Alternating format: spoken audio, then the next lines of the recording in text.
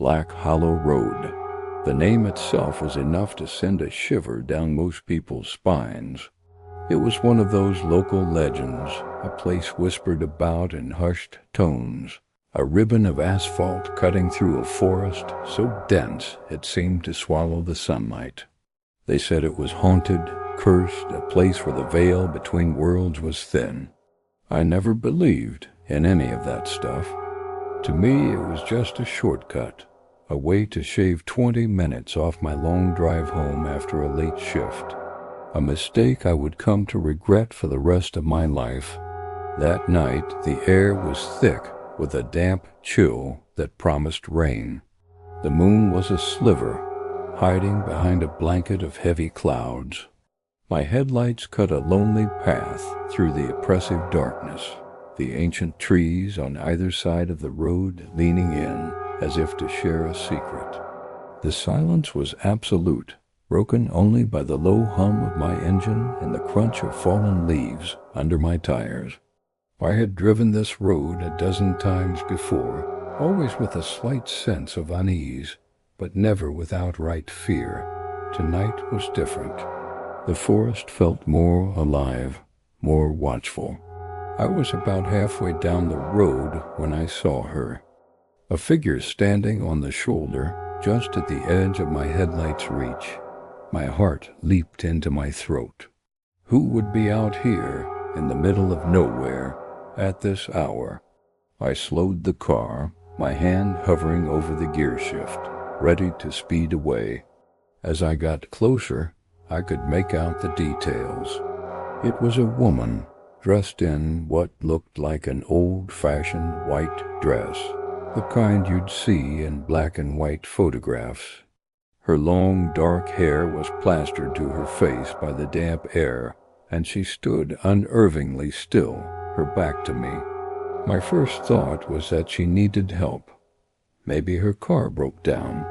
I scanned the sides of the road, but there was no sign of another vehicle. A wave of pity washed over my initial fear. She must be freezing. I pulled the car over a few yards ahead of her, rolling down the passenger side window. The air that rushed in was colder than I expected, carrying the scent of wet earth and decay. "Hey, you okay?" I called out. "Do you need a ride?" "It's pretty late to be out here." She didn't move. She didn't even seem to register my presence. I called out again, a little louder this time. "Ma'am, can you hear me? Are you lost?" Nothing. An icy finger of dread traced its way down my spine. This wasn't right. Every instinct was screaming at me to just drive away, to leave her to the darkness. But the part of me that wanted to be a good person, the part that couldn't just abandon someone in need, kept me there. I put the car in park, the click of the gear shift echoing loudly in the silent car. Maybe she was hurt. I unbuckled my seatbelt and pushed the door open, the dome light flickering on and casting a weak glow. The night seemed to press in on me as I stepped out onto the asphalt. "Hello?" I said, my voice sounding small and fragile against the immense silence of the woods. I took a tentative step towards her. The gravel crunched under my feet. She still hadn't moved. She just stood there, a pale statue against the black canvas of the forest. I got a little closer, close enough to see that her dress was tattered and stained with mud at the hem. "I'm not going to hurt you," I said softly, as if speaking to a frightened animal. "I just want to help." It was then that she finally moved. It wasn't a sudden motion, but a slow, deliberate turn of her head. My breath caught in my chest. The movement was unnatural, jerky, like a marionette being controlled by an unseen hand. As her face came into view, a gasp escaped my lips. Her skin was a ghostly white, stretched taut over her cheekbones, but it was her eyes that truly terrified me.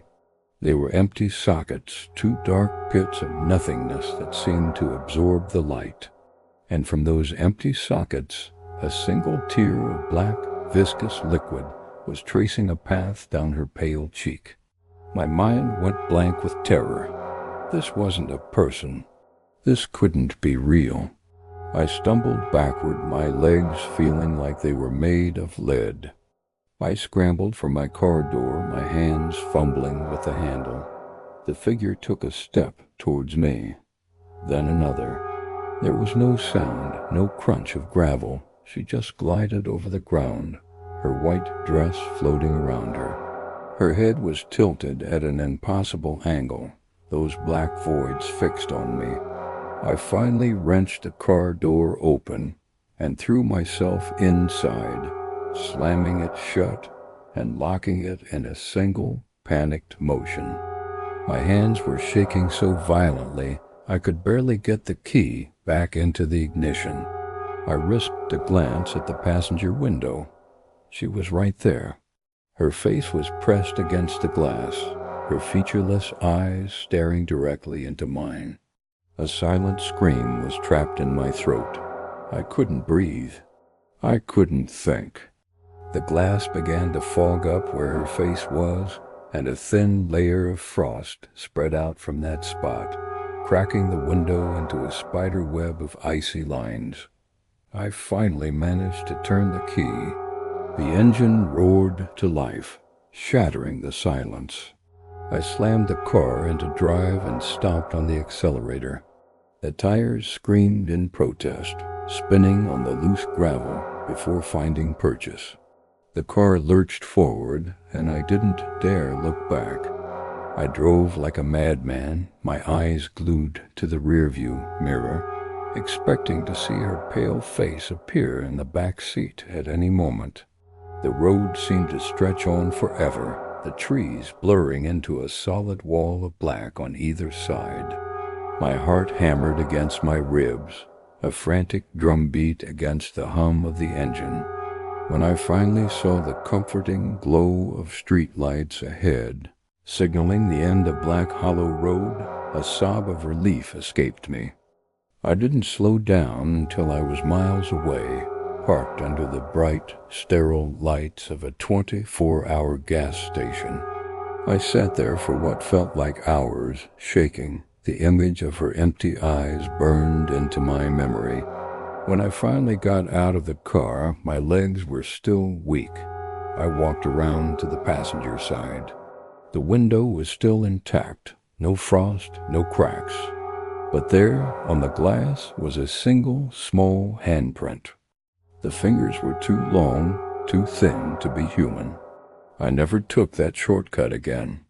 Sometimes, late at night, when the house is quiet and the wind is howling outside, I think about her. I think about those empty eyes and the black tear. They say she was a bride who lost her husband in an accident on that road decades ago, and now she wanders it forever, searching for him.